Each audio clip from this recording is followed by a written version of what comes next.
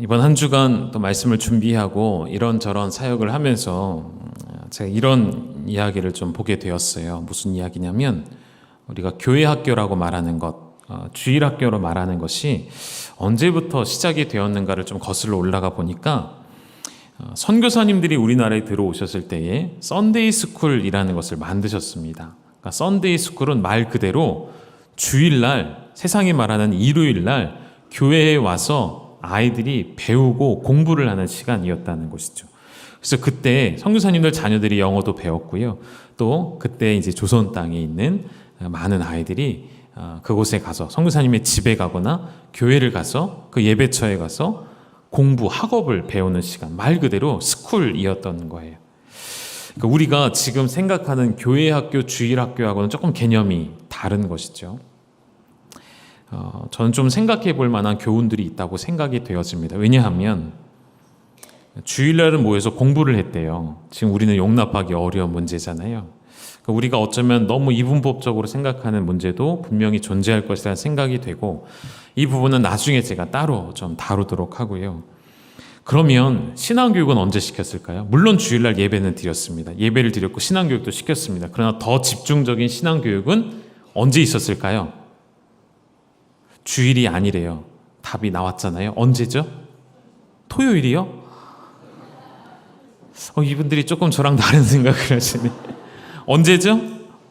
평일날. 저 정확하게 말하면 매일매일 하나님의 말씀을 가르쳤던 거예요. 그럼 누가 가르쳤을까요? 부모님들이 가르치셨다는 거예요. 부모님들이 매일매일 신앙교육을 하는 것이 우리나라의 처음 교회의 모습이었다는 것이죠. 여러분, 우리가 가정에서 손 놓고 있는 신앙교육은 교회에서 결코 성공할 수가 없는 신앙교육입니다. 가정에서 아이들을 가르치지 않으면 교회에서 가르치는 시간, 그 잠깐의 시간으로는 결코 우리 아이들이 세상에서 그리스도인으로 살아가는 것이 너무나도 어렵다는 것을 여러분이 직시해 주셔야겠습니다.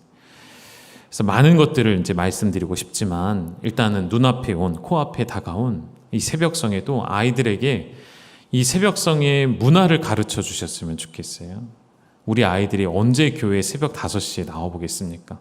어쩌면 고되고 힘든 일이 될 수 있지만, 믿는 사람들이 왜 남들이 다 자는 시간 혹은 부지런히 출근 준비를 하는 시간에 더 일찍 일어나 교회에 나와 예배를 드리는지 여러분이 가르쳐 주시고 보여주시고, 이번 새벽성회에는 가족들과 함께 동참해 보셨으면 좋겠습니다. 그래서 제가 이번에는 의도적으로 특별 새벽성의 마지막 특송을 좀 바꿨어요. 항상 우리 청소년, 청년들이 특송을 준비했는데요.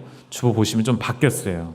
유년부부터, 초등학교 1학년부부터 특송을 설 수 있도록 장을 열어 놓았으니까요. 물론 강요로는 되는 것 아니겠죠. 아이들의 마음이 자원하는 심령이 되어진다면 유년부부터 함께 특송의 자리에 설 수 있는 귀한 시간이 기대가 되어집니다. 그렇게 되어지기를 원하고요. 또 이런 이야기도 제가 들었습니다. 우리나라의 가장 큰 위기 중에 여러 가지 위기가 지금도 존재하죠. 그 중에 하나는 선진국 사회에서 대부분이 겪고 있는 문제 중에 하나일 것입니다. 출생률의 감소이죠. 그런데 이 감소 폭이, 그 그래프가 너무나도 가파르게 떨어지는 것이 참 위기인데요. 더 큰 문제가 있다는 것이죠. 출생률의 감소의 가파른 곡선보다 더 빠르게 감소하는 곡선이 하나 더 있대요. 그게 뭔지 아십니까, 여러분? 아까 말했던 교회 학교, 주일 학교 학생들의 감소라는 것이죠. 이것은 불가능하리라는 만큼 그냥 떨어져 버리는, 수직적으로 떨어져 버리는 그래프를 보이고 있다는 것이죠. 이러한 때에 우리가 어떻게 해야 될까요? 나라의 경제와 안보와 정치와 교육과 수많은 분야의 위기가 찾아옵니다. 문화와 매스컴 영역 가운데 성적 지향에 관한 문제들이 우리에게 위협과 도전으로 찾아오는 이러한 어려운 때에 우리 어떻게 해야 될까요? 기도해야겠죠. 그런데 오늘 조금 다른 이야기를 드리고 싶어요. 이렇게 질문을 드려보면 어떨까요? 여러분, 기도하면 나아질까요? 기도하면 달라질까요? 기도하면 우리 아이들이 변화되어지고, 기도하면 이 나라의 위정자들이 마음이 바뀌어지고, 기도하면 국제적 정세가 안정될까요? 목사님 무슨 말을 하려고 이렇게 질문을 던지나 싶으시죠? 저는 기도가 소용이 없다는 말이 절대 아닙니다. 오해하지 마십시오. 기도해야 합니다.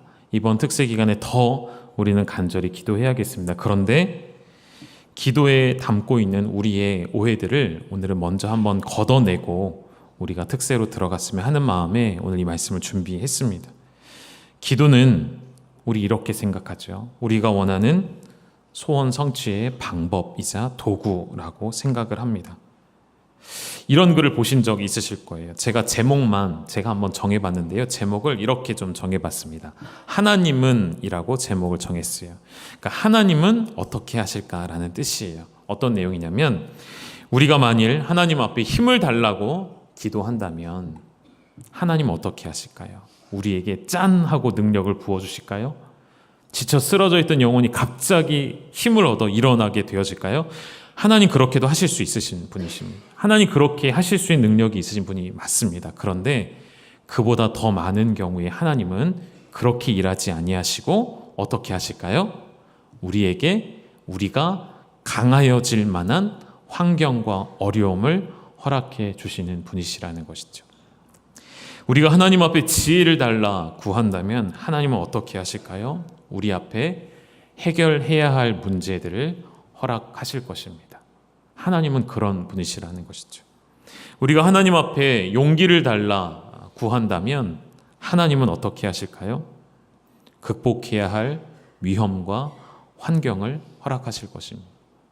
우리가 하나님 앞에 사랑을 구한다면 하나님은 어떻게 하실까요? 사랑이 필요한 자들 우리 앞에 보내실 것입니다. 도움이 필요한 자들 여러분 앞에 보여주실 것입니다. 제가 말씀드리고자 하는 것은 우리는 하나님 앞에 사랑을 구하고 용기를 구하고 지혜를 구하고 힘과 능력을 구하지만 하나님이 그 능력을 우리 안에서 발현시킬 만한 상황을 주심에도 불구하고 우리는 도전하지 않는 것이죠. 움직이지 않는 것이죠. 다시 말하면 기도의 자리에만 머물러 있다 끝내는 것 아니었던가요? 혹 지금까지 우리의 신앙생활이 그러한 기도로 가득 채워져 있지는 않았었는지요? 매일매일 새벽에 나와 우리가 간절히 부르시는데 하나님 나에게 열방을 품을 수 있는 넓은 마음을 허락해 주십시오. 열방을 그리스도의 사랑으로 품을 수 있는 아버지의 마음을 허락해 주십시오. 간절히 간구하고 돌아서서는 집에 가서 어떻게 하죠? 늦게까지 자는 남편을 보고 우라통이 치밀어 일어나 이 왼수야. 나가서 일 좀 해. 이렇게 혹시 말씀하고 있지 않습니까? 조금 전에 어떻게 기도했다고요? 열방을 품을 수 있는 그러한 능력을 내게 주십시오. 열방을 품을 수 있는 저 미전도 종족에게 하나님 사랑을 가지고 갈 수 있는, 근데 벌써 가까이 있는 가정에서 그렇게 하지 못하고 있잖아요. 우리의 기도는 오늘 어떠한 모양, 어떠한 모습인지 살펴보기를 원합니다. 어쩌면요, 우리는 이미 우리가 간구한 모든 것에 이미 어떠한 형태로든 기도의 응답을 받고 있는지도 모르겠습니다. 무엇을 구하건 하나님은 이미 모든 것을 응답해 주시는 아버지이시기 때문이에요. 왜 이런 말씀을 드리냐면, 여러분 유진 피터슨이 쓴 한 책을 소개해 드리고 싶은데 제목이 이렇습니다. 하나님께 응답하는 기도예요. 좀 이상하죠? 여러분 기도는 응답을 받는 것 아니던가요? 그런데 유진 피터슨은 아니라고 말해요. 우리가 하나님께 응답하는 기도가 필요하다고 말해요. 그래서 이 책에서 시편의 말씀들이 그러하다라고 고백하고 있는 거예요. 시편의 많은 시와 노래와 찬미들이 하나님 앞에 응답하는 백성들의 고백이다라고 말하는 거예요.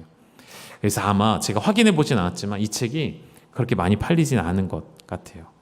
왜 그럴까요? 제목이 일단, 속된 말로 제목이 일단 글러먹었네요. 우리가 살려면 어떻게 해야 돼요? 책이 하나님께 응답받는 기도, 하나님께 응답받는 비결, 이 정도는 돼야 책이 좀 팔리지 않겠습니까?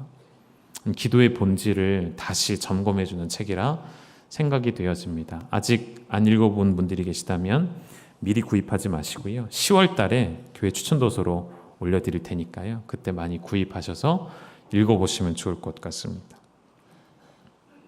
기도의 관점을 다르게 보자는 것이죠.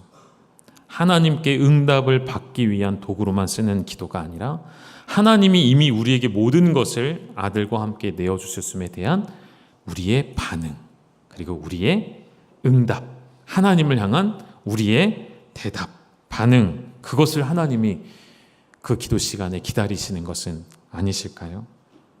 저는 이번 새벽성회에 물론 우리가 하나님 앞에 간구해야 할 수많은 문제들, 나라와 민족, 열방, 선교지, 국제 정세, 우리나라 정치, 경제, 교육, 모든 분야, 우리 가정, 환우들, 모든 묶여진 관계들, 모든 것들을 위해서 기도하겠지만 이번 성회에는요, 우리 첫 번째 기도는 우리가 응답하는 기도를 하나님께 올려드리려고 준비를 해두었습니다.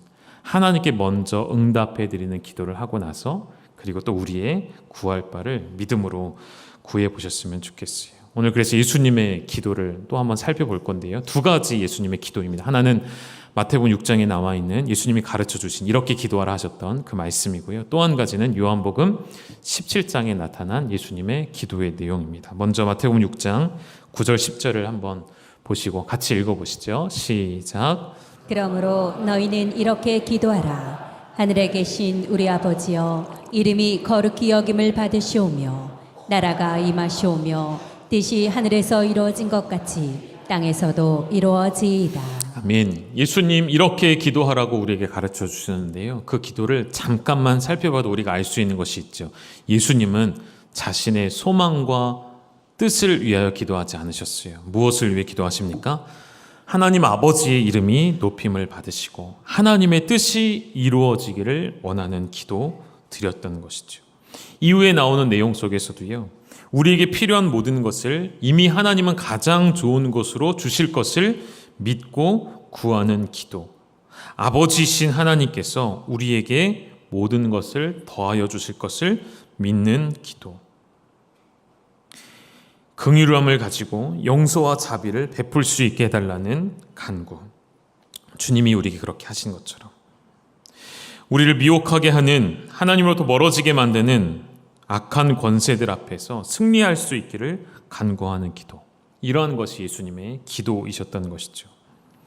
여러분, 우리의 기도가 나의 소원과 바람을 원하여서 간구하여서 간절히 외쳐서 하나님의 마음을 움직이는 것이 전부라고 생각하시면 큰 오해라는 것이죠.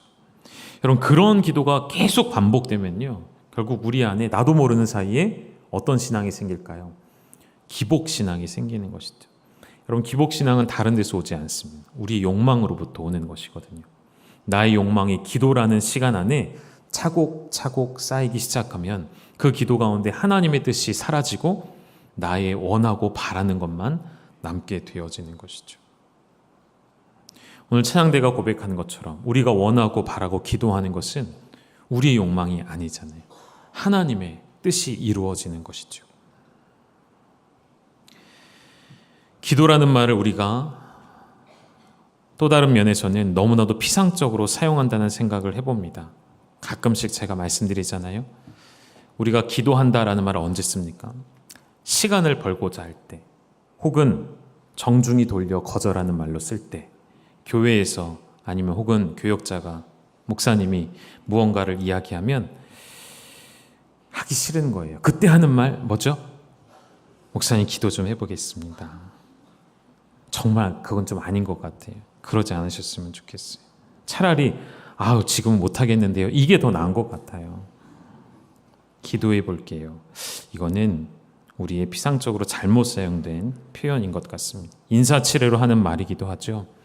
성도들의 상황 속에 정말로 마음을 담아 기도해 주시는 것은 좋은 일이지만, 마땅한 일이지만 말로만 기도할게요 하고 잊어버리면 그럼 그것은 기도의 의미를 퇴색하게 만드는 것이 아닐까요?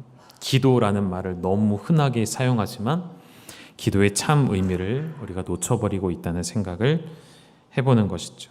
마태복음 6장 11절에 오늘 우리에게 일용할 양식을 주시옵고라는 예수님이 가르쳐주신 이 기도는 어떻게 이해하는 것이 좋을까요? 여러분, 이 기도가 필요한 기도라는 것이죠. 일용할 양식이라는 말은 그냥 하루 먹고 사는 문제를 말하는 것이 아니라 우리가 이 땅을 하나님의 자녀로 살아가는 데 필요한 모든 것을 통틀어서 총칭하는 단어가 일용할 양식이라는 말로 쓰여지는 것입니다. 이때 예수님이 이렇게 기도하라고 하신 뜻은 무엇일까요? 하나님을 아버지라고 온전히 인정하라는 것입니다. 너희의 모든 것을 능히 채워주실 그 아버지를 신뢰하라는 뜻이에요. 우리 종종 최근에 많이 말씀드렸죠. 여러분, 우리가 하나님의 신실하심을 믿는 것은 우리의 믿음에 흔들리지 않는 행위가 근거되는 것이 아니라 어디에 근거가 있다고 했습니까? 하나님께서 약속을 신실하게 이행하시기 때문에, 하나님이 성실하시기 때문에, 하나님이 정직하시기 때문에, 하나님이 우리를 향한 열심을 가지셨기에 하나님의 그 신실하심에 근거하여지는 것이 우리의 믿음이 되는 것이죠. 그래서 그 믿음은 결코 흔들림이 없음을 지속적으로 말씀을 드렸었죠. 정리해보면 예수님의 기도는 내가 잘 되어지기를 바라는 것이 아니라 하나님의 이름을 높이는 것, 내 소원을 이루고자 하는 간구이기 이전에 하나님의 뜻이 먼저 이루어지기를 구하는 것, 그것이 기도의 본질이 되겠습니다. 또 하나의 예수님의 기도를 봅니다. 요한복음 17장이겠죠. 우리는 이 요한복음 17장을 예수님의 대제사장적 기도라고 표현을 합니다. 왜 그렇게 표현을 하냐면 조금 뒤에 설명을 드릴게요. 먼저 17장에 이 담겨져 있는 교회사의 한 얽힌 이야기를 좀 설명해 드릴게요. 종교개혁 당시에 1500년대에 칼빈을 통해서 스위스 제네바의 종교개혁의 불길이 활활 타오르고 있었습니다. 거기에 도전을 받는 수많은 국가들의 수많은 청년들이 있었습니다. 그 중에 스코틀랜드의 한 청년이 그 종교개혁의 불씨를 본인도 받아서 자국에서 열심히 부흥의 운동을 일으키게 되어지죠. 그 사람의 이름은 바로 존 낙스라는 사람입니다. 1960년대에 그를 통해 일어났던 그 부흥의 불길은 스코틀랜드를 넘어서서 스코틀랜드를 벗어나 아일랜드와 웨일즈, 영국에까지 영향을 미치는데요. 결국 존 낙스로부터 시작되어진 이 종교개혁의 운동은 스코틀랜드 장로교를 정립하게 되어지는 기초가 되어집니다. 물론 그 과정에서 수많은 고난이 있었죠. 피의 메리, 블러디 메리라고 불려지는 메리 여왕의 공격과 대립과 갈등과 핍박이 있었죠. 결국 이런 모든 일들을 감당하며 그가 처음 이러한 자리에 오기까지 그의 마음을 움직였던 구교라고 불리었던 가톨릭으로부터 벗어나 개혁신앙의 믿음을 지키게 된 것은 그가 말하기를 요한복음 17장의 예수님의 기도였다고 말을 하고 있기 때문입니다. 시간이 많이 흘러서 그가 죽음을 앞두게 된 어느 날 병상에 누웠을 때에 아내에게 두 가지 부탁을 하는데, 하나는 나에게 고린도전서 15장을 계속 읽어달라 이야기합니다. 그 부활의 소망을 품고자 했던 것이죠. 그리고 또 한 가지 이렇게 표현을 해요. 내가 처음으로 닻을 내린 곳을 기억하고 읽어달라고 말합니다. 그 말씀이 바로 요한복음 17장이었어요. 왜 존 낙스 이야기를 하냐면 이 존 낙스의 그 종교개혁에 대한 열심과 그의 신앙이 그 시대에 그냥 꺼지지 않고요. 무려 300년이라는 시간이 지속되고요. 그로부터 존 낙스가 죽은 뒤 300년 후에 어떤 일이 일어나냐면 스코틀랜드 연합 장로교회 소속 선교사였던 두 사람, 존 로스와 맥킨타이어의 가슴 속에 그 말씀이 살아 역사하며 움직이기 시작하죠. 그리고 그들이 그 복음을 들고 어디까지 오게 되어지냐면 황해도까지 오게 된 것이죠. 그래서 그 황해도에서 하나님의 말씀을, 성경을 전하고 그로 인하여 우리나라의 최초의 개신교회가 세워지는데 그 교회 이름이 소래교회로 우리는 기억하고 있는 것이죠. 다시 말하면 우리에게 복음이 증거되길 때에 사용되었던 하나님의 귀중한 말씀 중에 하나가, 물론 모든 성경이 그렇습니다. 그러나 요한복음 17장은 그만큼 또 의미가 우리에게도 있는 말씀이라는 설명을 좀 덧붙이고 싶었던 것이고요. 우리 요한복음 17장 1절을 다시 한번 읽어보실까요? 같이 읽겠습니다. 시작. 예수께서 이 말씀을 하시고 눈을 들어 하늘을 우러러 이르시되 아버지여 때가 이르러 싸우니 아들을 영화롭게 하사 아들로 아버지를 영화롭게 하게 하옵소서. 아멘. 예수님이 눈을 들어 하늘을 보시며 간구하신 내용이 두 가지입니다. 첫째는 무엇이죠? 아들을 영화롭게 하시고, 또 한 가지는요, 아들로 아버지를 영화롭게 하옵소서. 이 두 가지를 가장 먼저 주님이 간구하셨습니다. 그럼 여러분 조금 궁금한 것이 있습니다. 어떻게 하는 것이 영화롭게 되어지는 것일까요? 어떻게 하는 것이 하나님을 영화롭게 하는 것일까요? 아들이 영화롭게 되어지고 그 아들로 말미암아 아버지도 영화롭게 되어지는 것. 우리가 말하는 부귀 영화를 얻게 되는 것을 말하는 것인가요? 아니죠. 그러면 무엇이 영화롭게 하는 것인지를 좀 살피려면 이 구절에 힌트가 있어요. 바로 그 위에 바로 앞에 아버지여 때가 이르렀사오니라는 표현을 주목해 보시고, 그럼 이 때라는 것은 무엇을 의미하는지를 살펴보면 답이 나오는데요. 그 앞구절 요한복음 16장 32절에 이렇게 예수님 말씀하십니다. 이 말씀도 읽어주시죠. 시작. 보라, 너희가 다 각각 제 곳으로 흩어지고 나를 혼자 둘 때가 오나니 벌써 왔도다. 그러나 내가 혼자 있는 것이 아니라 아버지께서 나와 함께 계시느니라. 아멘. 아버지여 때가 이르렀사오니, 이때는 언제이라고요? 예수님이 혼자가 되실 때. 다시 말하면, 정확히 말하면 어떤 때를 의미하는 것입니까? 우리 예수님 십자가를 지실 때. 하나님을 영화롭게 하는 때는 예수님이 십자가에 달리실 때. 하나님을 영화롭게 하는 방법은 마찬가지이죠. 그 아들이 십자가의 사명을 짊어지실 때. 여러분, 그래서 이 말씀으로 시작되어지는 요한복음 17장이 예수님의 대제사장적인 기도라고 말하고 있는 것이죠.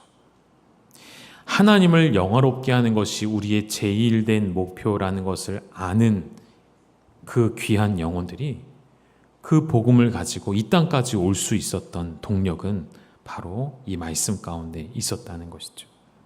자신의 생명을 바쳐 이 땅에, 그들의 자국 땅에, 그들의 본국에 더 이상 타락한 가톨릭이 더 이상 그들의 국교가 되는 것을 감당할 수 없었던 그 귀한 종교개혁자들의 동력은 바로 예수님의 대제사장적인 기도 가운데 있었다는 것이죠.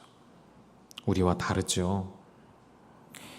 우리는 우리가 영화롭게 되려고 기도해 왔습니다. 기도해서, 열심히 기도해서 내 꿈을 이루고자, 내가 열심히 기도해서 내 자녀가 잘 되기를 바라는 기도를 지난 수십 년간을 우리 한국교회는 그렇게 해왔던 것이 아닐까요? 그러나 주님은 그런 기도보다 더 기뻐하시는 기도가 있다고 말씀하시는 것이죠. 그것은 당신께서 십자가의 사명을 지신 것처럼 아들이 영화롭게 되는 것, 그로 인해 아버지께서도 영화롭게 되는 것을 원하셨죠. 그럼 우리 이러한 결론에 이를 수 있지 않을까요? 우리가 하나님을 영화롭게 하는 방법은 우리도 부름을 따라 사명의 길을 걸어가는 것이죠. 우리가 원하는 길을 가는 것이 아니라 그 기도의 자리에서부터 바뀌어져야 하겠습니다. 그 기도의 자리에서부터 우리가 원하는 것을 꿈꾸며 내가 영화롭게 되기를 원하는 기도를 멈추고 아버지 하나님을 영화롭게 해드리기 위하여 십자가에 달리신 예수 그리스도를 따라 우리도 사명의 자리에 주님이 부르시는 길로 걸어가는 것, 그 길에 대가 지불이 있을지라도, 그 길에 손해가 있을지라도, 그 길이 좁고 험할지라도, 그 길에 우리 육체와 몸이 피곤하고 쇠잔하여질지라도 그 길을 걸어가는 것이 하나님을 영화롭게 하는 것이죠. 요한복음 16장 33절에 예수님께서 이어서 이렇게 말씀하십니다. 같이 읽어주시죠. 시작. 이것을 너희에게 이르는 것은 너희로 내 안에서 평안을 누리게 하려 함이라. 세상에서는 너희가 환난을 당하나 담대하라. 내가 세상을 이기었노라. 아멘. 우리는 이 말씀을 붙잡고 하나님을 영화롭게 해드리는, 하나님의 뜻을 구하는 기도를 할 수 있는 것이죠. 우리가 주님의 길을 가기로 결정하면 우리에게 두려움과 떨림, 우리가 해결할 수 없는 큰 산만이 우리 앞에 놓여지는 것이 아니라 우리로 하여금 주님 안에서 평안을 누리게 하시는 하나님의 능력이 우리에게 임하는 것이죠. 세상에서 환난을 당할 수 있습니다. 아니, 환난을 당할 수밖에 없습니다. 그러나 주님 뭐라고 말씀하십니까? 나의 사랑하는 자녀들아 담대하라 말씀하십니다. 왜 우리가 담대할 수 있습니까? 그 다음 뭐라고 말씀하시죠? 내가 세상을 이기었노라 말씀하셨기 때문이죠. 말씀을 정리하겠습니다. 여러분, 기도는 하나님이 자꾸만 마음을 바꾸셔서 하나님의 마음을 끌어오려고 하는 것이 아니라고 저는 생각해요. 하나님의 마음에 들려고, 하나님의 마음을 감동시키려고 때를 부리고 그렇게 기도할 수도 있다고 생각해요. 그렇게 기도도 때로는 필요하다고 생각이 되어집니다. 그런데 기도의 본질은 그렇지 않다는 것이죠. 신의 마음을 돌이켜서 내가 원하는 것을 얻고자 하는 기도는, 잘 생각해 보십시오, 그거는 건강한 신앙이 아니에요. 그것은 우상 숭배자들이 하는 행위라는 것이죠. 거짓된 신에게, 죽은 신에게, 죽은 신이기에 능력이 없기에 어떻게 해서든 무언가 얻어내려고 자해를 하고 악을 쓰고 그 거짓 신의 마음을 감동시키고 무언가를 얻어내려고 하는 것은 우상의 존재 앞에 행하는 행위라는 것이죠. 우리 기도는 그럴 수 없습니다. 우리를 너무나도 사랑하시는 그분 앞에서 평안을 누리는 것이 참 기도라는 것이죠. 그분의 십자가를 우리가 함께 짐으로 말미암아 평안을 누리고 세상에서 환난을 당할 수밖에 없으나, 그러나 주님이 이미 십자가 위에 세상을 이기셨기에 우리도 담대히 걸어갈 수 있는 그 담대함의 기도, 그것이 오늘 우리의 기도가 되어져야겠습니다. 마침 좋은 시간이 우리 앞에 주어졌네요. 내일부터 기도의 시간이 우리에게 시작되네요. 여러분, 혹시 그 기도에 동참하고자 하는 마음 먹으셨습니까? 가지셨습니까?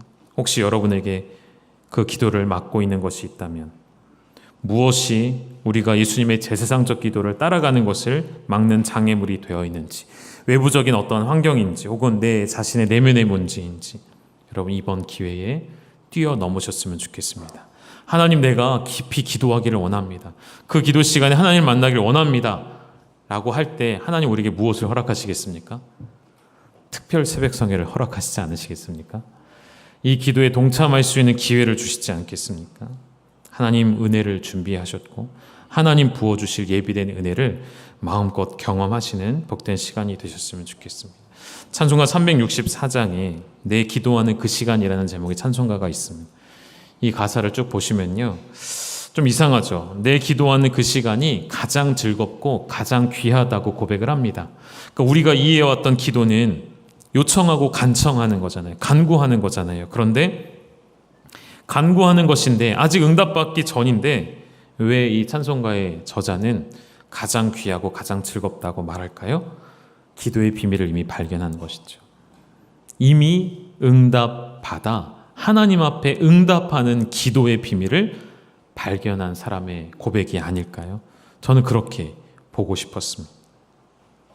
기도를 요청하는 시간이었지만 그러나 이미 응답을 받고 하나님께 응답을 드리는 시간이기에 우리 영혼은 기뻐할 수밖에 없는 것이죠. 4절에 이런 고백이 나오죠. 온 밤을 새워 지내며 친히 기도로 본을 보이신 예수님을 이 기도 시간에 볼 수 있어서 그는 기뻐했던 것이죠. 저는 여러분이 이제 기도할 때마다 눈을 감으시면 예수님의 형상이 떠오르셨으면 좋겠어요.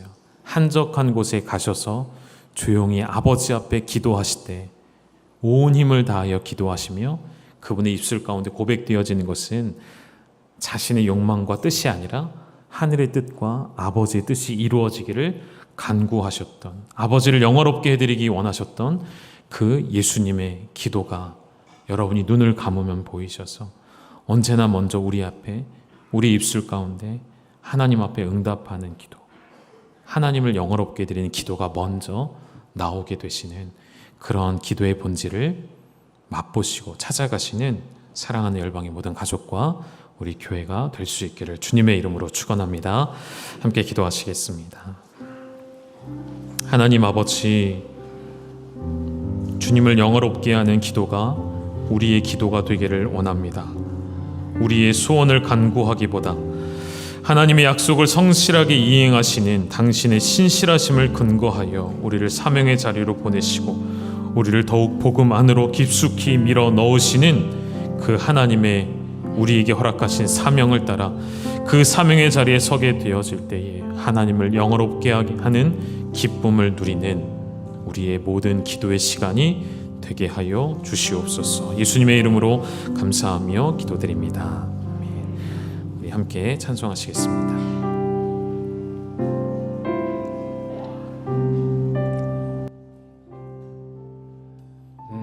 기도하는 그 시간 그때가 가장 즐겁다. 이 세상 근심 걱정에 얽매인 나를 부르사 외친 정소 주 앞에 나타지 마로 아뢰어 그 불행 당에 슬플 때 나 위로 받게 하시네. 내 기도하는 그 시간 내게는 가장 귀하다. 저 광야 같은 세상을 끝없이 방황하면서 위태한 길로 나갈 때 주께서 나를 이끌어 그곳자 앞에 나아가 그 은혜 받게 하시네. 내 기도하는 그 시간 그때가 가장 즐겁다. 이때 거치는 큰 죄로 내 마음심이 아파도 참마음으로 뉘우쳐 가슴 힘없이 아뢰며 그 나를 위해 복 주사 새 은혜 우리 간주해 주시고요. 마지막 4절은 우리 자리에서 일어나셔서 우리 예수님을 기억하며 예수님의 기도를 생각하며 함께 고백하시겠습니다.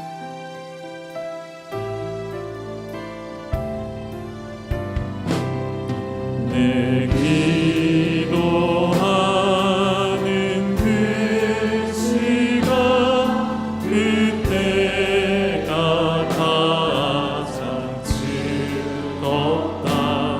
주 세상에서 일찍이 저 요란한 곳 피하여 비늘에서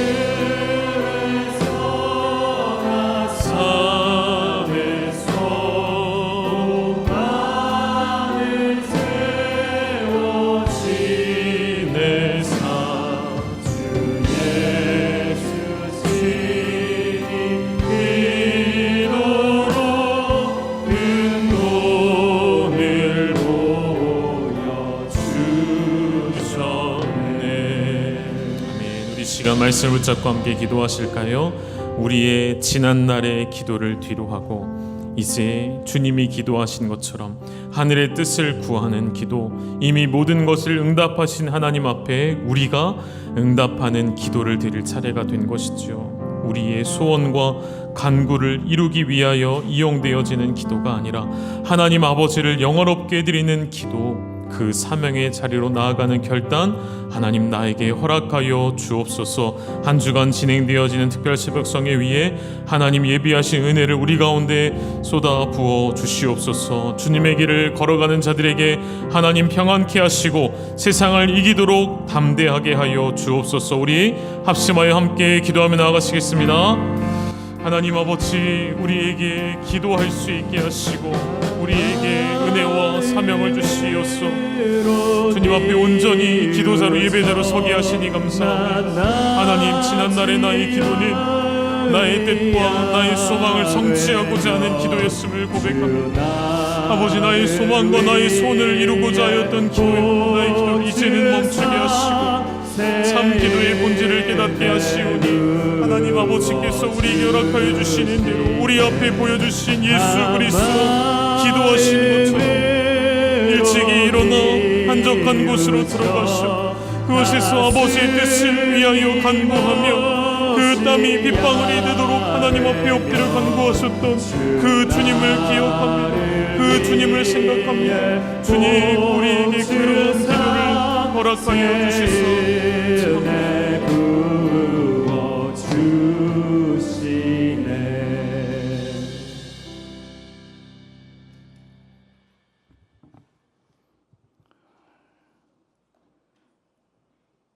이제도 우리 주 예수 그리스도의 은혜와 아버지 하나님의 극진하신 사랑과 성령님의 위로 교통하심이 십자가 앞에 놓고 얼굴을 땅에 대고 기도하시면서 아버지여, 만일 할만하시거든 이 잔을 내게서 지나가게 하옵소서.